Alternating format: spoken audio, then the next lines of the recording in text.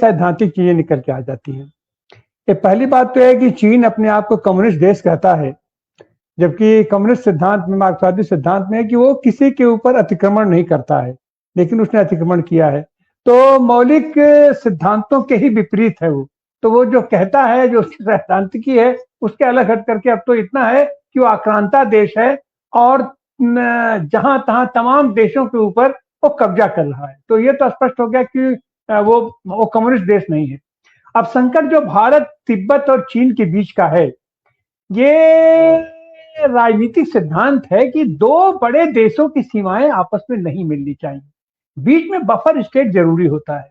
Buffer state का काम कर रहा था, बेहतरीन बफर स्टेट का काम कर रहा था तिब्बत। तिब्बत से हमारी सांस्कृतिक एकता थी, हमारी भावनात्मक एकता थी, हमारी आध्यात्मिक एकता थी। माने तिब्बत और नेपाल ये दोनों एक तरीके से भारत के ही अंग हैं, हमारी जैसी अपना सभ्यता शक्ति सबकी। लेकिन वहीं सबसे बड़ी भूल हुई, या कहिए, जो भी कहिए, कि तिब्बत के ऊपर जब अतिक्रमण कर लिया चीन ने, तो दुनिया के लोग नहीं बोले, और भारत भी जिस तरीके से बोला जाना चाहिए था उस तरीके से नहीं बोला। इसकी मजबूरी थी, क्या थी, वो तो अलग की बात है। जैसे भारत उस समय भारत जो तो कितना बोलने की स्थिति में था, तो भारत ने तिब्बत को उस सबके बावजूद तिब्बत को अपने यहाँ शरण दे करके, मान्यता दे करके, तो उनकी ये सरकार भारत चला रहा है। तो अब तो भारत चीन से सीधे सीधे मोर्चा ले दिया है, दुश्मनी मोड़ ले दिया है। भारत और चीन के संबंधों में अगर कोई खटास है, अगर कोई टकराव है, तो उसका सबसे बड़ा कारण शायद तिब्बत भी है कि वो उसने जिसको अपने यहाँ से भगा दिया है, और उसके यहाँ से भगोड़ा नेता यहाँ आकर के अपनी पूरी सरकार चला रहा है।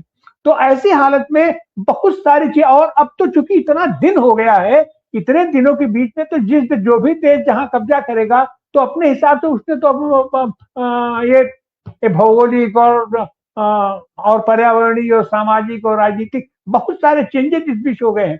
अब वहां तिब्बत की हम फिर से कल्पना, तिब्बत की स्वायत्तता की अब तो केवल कल्पना मात्र ही हमको दिखाई पड़ रही है। और जिस तरीके से शक्ति संतुलन वो बदल रहा है अपना दुनिया के पैमाने पर, तो आज की तारीख में तो अमेरिका और चीन लगभग समानांतर रूप से खड़े हैं। तो चीन के खिलाफ अगर अमेरिका के इतने आतताई रुख के बावजूद भी दुनिया उसको कुछ बोलने के लिए तैयार नहीं है, तो चीन से तिब्बत उसमें रहेगा कि नहीं रहेगा, इसका दुनिया की राजनीति पर तो कोई बहुत असर पड़ता नहीं है। और अगर दुनिया की राजनीति पर और देशों पर उसका कोई बहुत असर नहीं पड़ रहा है, तो चीन से कोई पंगा लेना नहीं चाहेगा। और हम तो ये कहेंगे कि आज की तारीख में जो हमारी सरकार है, अपने ये इसके पहले की सरकार है, कांग्रेस सरकार है, और पंडित नेहरू और इंदिरा गांधी, उसके बाद भी उस समय की स्थितियां और आज की स्थितियां एकदम बदल गई हैं। आज की तो हमारी सरकार बिल्कुल सरेंडर की स्थिति में है चीन के सामने। वो जब आज की सरकार अपने ही वो भूभाग को अपना छोड़ने के लिए तैयार है, तो दूसरे देश पर वो अतिक्रमण किया है, उसके साथ क्या कर रहा है, कैसे कर रहा है, उस पर कुछ बोलेगी, हमको तो ऐसा नहीं दिखाई पड़ रहा है। तो फिलहाल जो मौजूदा स्थिति दिखाई पड़ रही है, उसमें तिब्बत को अपने ही बल पे, अपने ही भरोसे, अपने ही संसाधनों से उसको लड़ना पड़ेगा, उसको संघर्ष करना पड़ेगा। अब ऐसी हालत में एक दूसरे देश में इतने लंबे निर्वासन के बाद भी ये अपने अस्तित्व बनाए हुए है, और अपने सारे डेमोक्रेटिक नॉर्म, ये जनतांत्रिक प्रक्रिया अपनी बनाए हुए है। यही अपने आप में वो बहुत बड़ी चीज है कि अपनी शिक्षा दीक्षा, अपनी संस्कृति, अपनी आस्था, अपना सब कुछ बना हुए। और अभी तो फिलहाल जो वहां का टकराव होगा, ये दलाई लामा का उत्तराधिकारी चुनने के लिए, पहले ये दलाई लामा उनके सबसे बड़े आध्यात्मिक गुरु हैं, उन्हीं के नहीं है, दुनिया के इस समय मौजूदा जीवंत सबसे बड़े आध्यात्मिक गुरु के रूप में वो होते हैं। हमारा शंकराचार्य लोग हैं, लेकिन उसके बावजूद भी शंकराचार्य पर भी अगर तुलना किया जाएगा तो दलाई लामा उन सबके ऊपर चले जाते हैं। और सबसे बड़ा कि वो शांत के प्रतीक हैं, दुनिया में शांत के प्रतीक हैं। बुद्ध दुनिया में ये शांत के प्रतीक बुद्ध को माना जाता है, और ये तो बुद्ध के अवतार हैं। तो ऐसी हालत में इतने सम्मानित लोग के बावजूद हम खाली सम्मान व्यक्त करने से तो चलेगा नहीं। राजनीतिक रूप से और आर्थिक रूप से और सत्ता के रूप में अगर हम देखें तो ये तिब्बत अपने आप को कब तक बचा पाएगा, और ये तो निर्भर करता है खास करके भारत के ऊपर निर्भर करता है। और भारत में भी जिस तरीके के राजनीतिक हालात बदल रहे हैं, परिवर्तन हो रहा है, उसमें भारत भी कितनी देर तक वो चीन से पंगा लेकर के चीन से वो विरोध झेलते हुए इनका बचाव कर पाएगा, हमको तो उसमें बहुत ज्यादा संशय नजर आता है। लेकिन फिर भी फिलहाल दलाई लामा भारत में है, यह भारत के लिए भी एक गौरव की बात है, क्योंकि ऐसा आध्यात्मिक पुरुष हमारे पास है।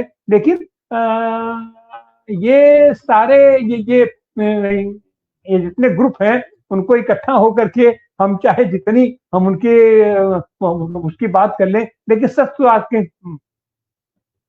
तो यही है कि उनके अस्तित्व पर संकट जितना पहले था उससे ज्यादा आज की तारीख में आ गया है। और खास करके भारत की ये जो परिवर्तित होती हुई राजनीतिक स्थिति है और दुनिया का स्ट्रक्चर जिस तरीके से बदल रहा है, उसमें एक शांति की बात करने वाला शांति दूत किस तरीके से अपने अस्तित्व को बचा पाएगा और दुनिया में अपने प्रभाव क्षेत्र को बढ़ा पाएगा। आज की तारीख में तो हम देख रहे हैं तीसरे विश्व युद्ध की बात हो रही थी, और अभी ये तीसरा विश्व युद्ध होने की स्थिति तो नहीं आ रही है, लेकिन ईरान में, इराक में, इजराइल में जिस तरीके से लोग कर रहे हैं, और उसमें भी चीन तो बड़े ही कूटनीतिक तरीके से वो भी अपने अस्तित्व को बचाए रखता है, अपना बचाता हुआ कूदता नहीं है। लेकिन उसकी यह जो है कि उसका हित जहां जहां टकराता है वो ये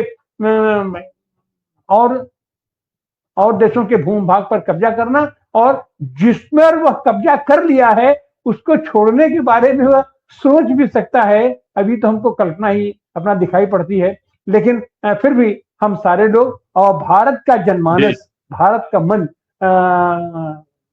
दलाई लामा के प्रति और उसको तिब्बत के प्रति बहुत ही आदर भाव रखता है। और हमारी मतलब ये शुभकामना होगी कि ये लोग आप अपने देश में, अपनी भूमि में, अपनी जगह में अपने जाकर के शांतिपूर्वक एक जनतांत्रिक मॉडल की स्थापना करें।